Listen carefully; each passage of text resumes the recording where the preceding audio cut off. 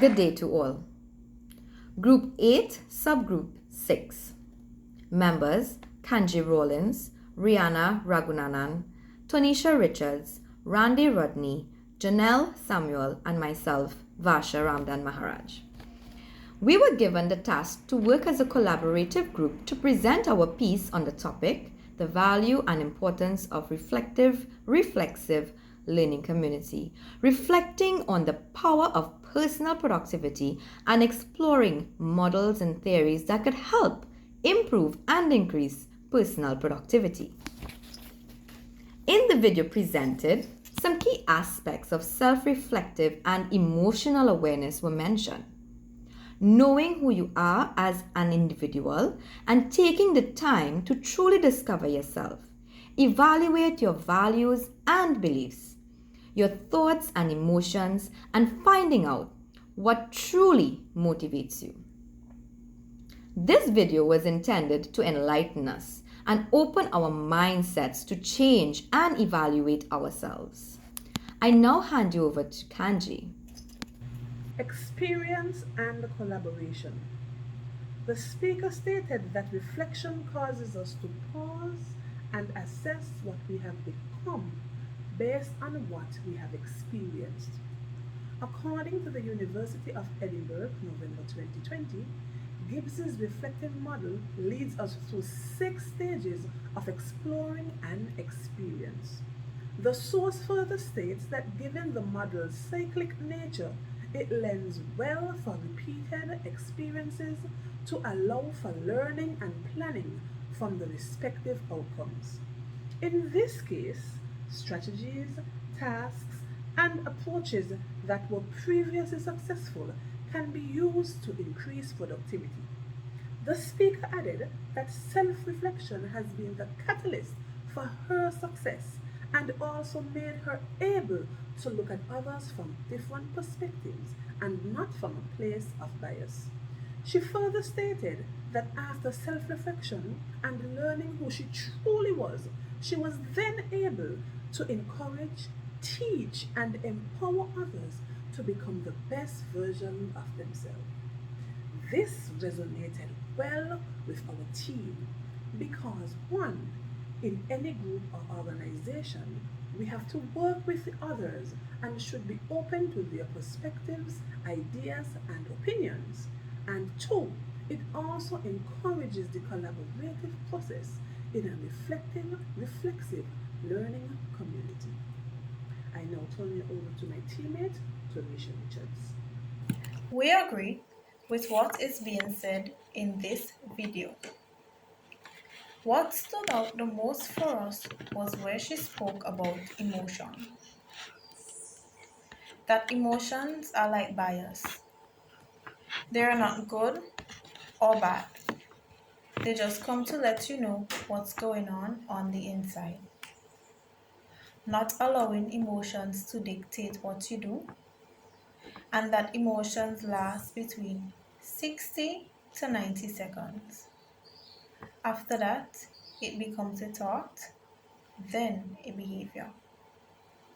As described by Schoon, 1991, in his theory of reflection in action and reflection on action, this concept highlights the importance of understanding and recognizing the fleeting nature of emotion, while also emphasizing the role of intentionally reflecting and being reflexive. Individuals can cultivate self awareness and challenge their assumptions and biases. Bode, Keogh, and Walker, 1985, also argue for the inclusion of emotion in the reflective process, suggesting reflection in the context of learning is a generic term for the intellectual and affective activities in which individuals engage to explore their experiences in order to lead to a new understanding and appreciation. This ultimately leads to a more objective and productive interaction as it allows individuals to respond thoughtfully to the situation rather than reacting impulsively based on their emotions alone. I would now hand over to my colleague, Basha. Thank you, Tanisha. We have found reflective practice is truly important for our continuous growth and development, as well as our emotional wellness. Reflexive practice is intentional. You must want to practice it. It is a willingness to change and self reflect. Now I hand you over to Randy and he will further emphasize the definition of reflexive practice. By our understanding of the term, reflective and reflexive practice is dynamic. It not only causes one to dwell on what has happened, but delve into the intricacies of the events and happenstance, meticulously combing through, evaluating decision making, taking stock of what you did or didn't do, interrogating yourself to produce the best possible posture and produce the best possible action. Shaping your surroundings is at the heart of being reflexive, being mindful of situations, relationships, and forcing oneself to learn ethical ways of striving and not just surviving in our worlds today. Please stay tuned for Jonelle as she outlines our reflective model of choice. Our reflective model of choice is Gibbs' reflective cycle, which provides an organized way to allow individuals to reflect on their past experiences in a particular circumstance. This reflective cycle concept, created by Graham Gibbs at Oxford Polytechnic, now known as Oxford Brookes University, in 1988, is widely utilized to improve professional and personal development in a variety of disciplines, including healthcare, education, and management. This model comprises of 6 stages that need to be fulfilled for the reflection to have a clear goal.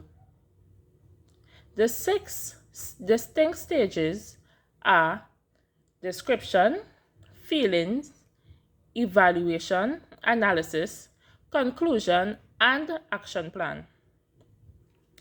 Description: commence by narrating the event in an impartial manner. Some useful questions to put forward are: what transpired? Who took part? What time and place did this happen? Feelings: both positive and negative feelings must be acknowledged since they have a big impact on how we see what happened. Evaluation: evaluate the positive and negative facets of the encounter. What was successful and what wasn't? Which effects were beneficial and which were detrimental?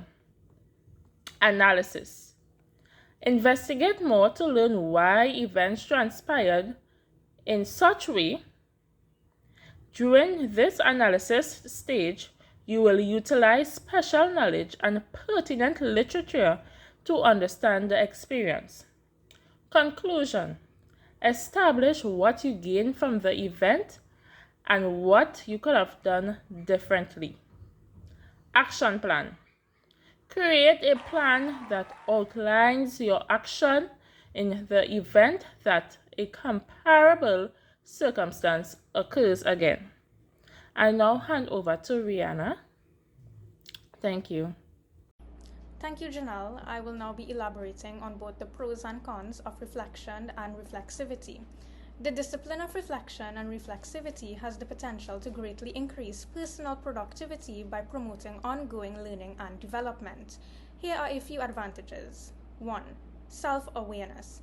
Reflexive practice helps people examine their feelings, ideas, and behaviors, which helps them gain a better knowledge of who they are and how they work. 2. Problem solving. By reflecting on their work, people might find recurring difficulties or roadblocks and create workable solutions to get beyond them, which therefore boosts productivity. 3. Skill development. People who regularly reflect on their performance are better able to identify areas in which they need to improve their skills and design learning experience to meet those needs. 4. Adaptability. People can become more proficient at adjusting to changing situations by thinking back on their prior experiences and drawing lessons from both successes and mistakes. 5. Making decisions. Reflective practice encourages people to assess the results of their activities and take into account other options, which fosters critical thinking and well-informed decision-making. However, too much reflection can have detrimental consequences, like 1. Overanalyzing. Analyzing oneself all the time can result in rumination and indecision, which reduces rather than increases productivity. 2. Perfectionism. People who engage in excessive introspection may develop irrational expectations and perfectionist inclinations, which make them reluctant to act and are therefore unduly critical of their own work. 3. Time-consuming. Too much contemplation might take away from actual work tasks, which can cause procrastination and lower output. Ultimately, the secret to enjoying the advantages of contemplative practice without giving in to its possible downsides is striking a balance between both introspection and action. I will now hand you back over to Randy. In conclusion, introspection and reflexivity are critical components of personal and professional development. As stated by the speaker and supported by various theories and models, including Gibbs' reflective cycle, reflecting on past experiences allow individuals to gain self-awareness, improve problem-solving skills, develop new capabilities, increase adaptability, and result in increased effectiveness of our decisions.